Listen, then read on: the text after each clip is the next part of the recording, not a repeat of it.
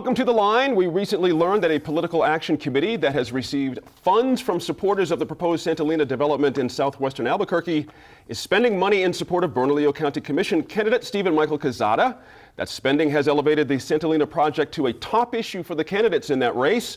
This week's Line Opinion panelists are ready to discuss this race and a bunch more. I'm joined at the table this week by former Republican state lawmaker Mark Boitano is here. Albuquerque Journal reporter Dan McKay is with us. Alicia Manzano from Strategies 360 joins us, and Martha Burke.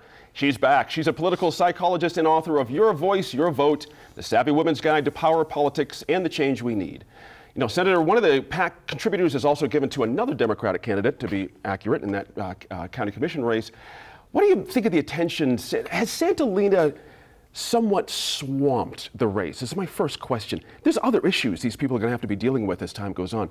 But for the last week and so, all we can talk about is Santa Lena. Has this become too big an issue for this? Well, no, I don't think so. I mean, or is it the issue? I mean, issues drive voter interest. Voter interest drives turnout, and more turnout is better. So, I think I think any issue that brings interest into a campaign is a good thing. Santa Lena's, is it a pipe dream or is it reality? I mean, that's $1 million question. Advocates are talking about 10,000 jobs, $300 million tax base, development. Opponents are concerned about water, and they talk about the myth of sprawl meeting affordable housing needs in the future, which is a big myth. But transportation, the problem is Santa Lena is a very complex issue for policymakers. I was actually on the committee that wrote the bill in 2006. And there's a lot of players involved. The state can get an increment, and you've got gross receipts tax and property taxes, and you've got the Department of Finance involved. It's a very complex issue for policymakers. So they need to be paying attention. They need to be looking at this issue with both eyes wide open. And one of the questions I think we need to ask is whether or not the marketplace is going to bring that kind of development. So on the west side of Albuquerque, we got Ventana Ranch, 1,400 homes. It was out in the middle of nowhere. That's right. 20 years ago or so. Now there's residential housing there. There's commercial coming in, and there wasn't any developer costs and tax benefits given to the developer there.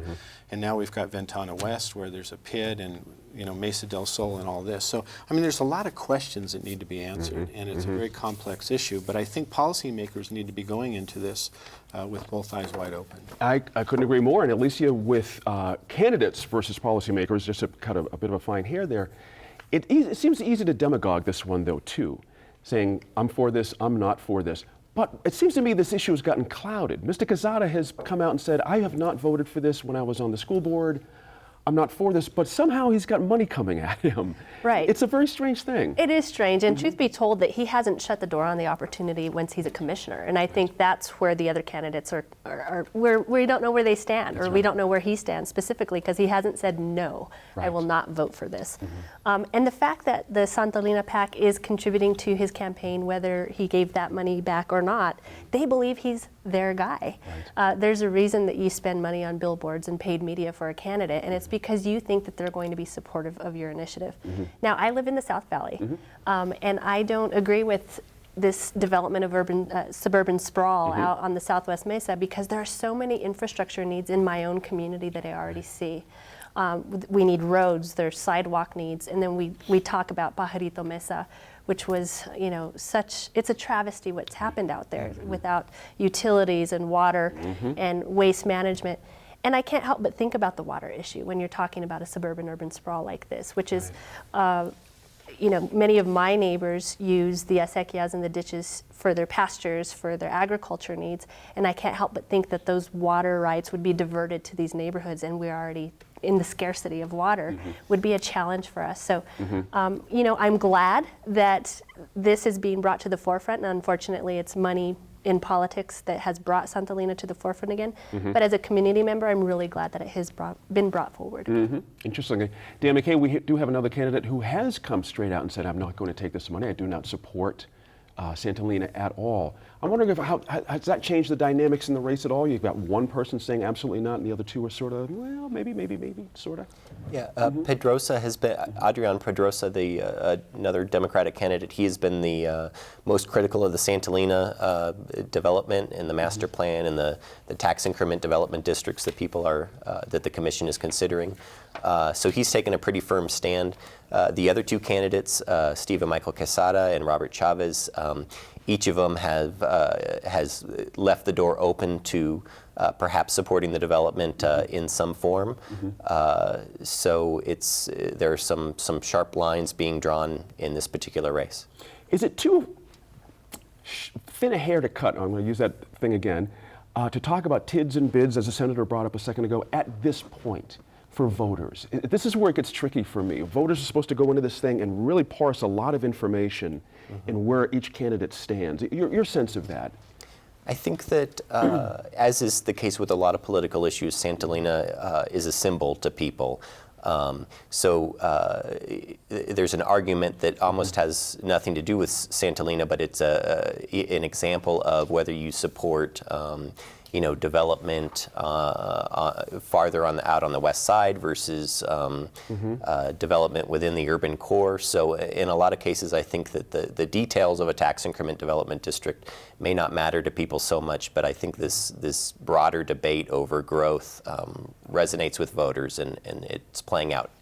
Go ahead and pick up on that, Martha Burke, that broader debate. That's an interesting Well, point it there. is a broader debate on whether we want more sprawl, whether we want to endanger the water resources that we have, whether we need infill, which everyone agrees we do. But in terms of the PID, TIDD debate, if people just think of that as a public subsidy for a private entity that claims they're going to give it 75,000 jobs they claim they're going to bring. That's right. And I would say, show me the letters of intent. Show me some evidence. Now, they've done a study, which they're proud of touting, but if you go look at it, there's not a single thing in there that's fact-based. It's all speculation on the part of this California development company that's done the study to say, yes, it's practically the second coming. But I would have 3 words of caution. Mariposa, Mesa del Sol, and Pajarito. Because all of those started out very similar to what's going on here. Santolina has asked for 40 PIDs and 40 TIDDs. PIDs is what happened at Mariposa. The developer left. The taxpayers were hanging out for $16 million.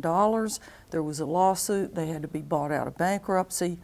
And it never, and to this day, has not developed it did get rescued eventually, but it's never developed to its so-called potential.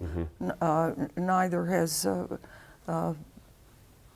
Mesa del Sol. Mesa del Sol. Sure. And of course, Pajarito is a total disaster. Right. Interesting point there. Interesting point. Let me swing back to Alicia, to the race for a quick second.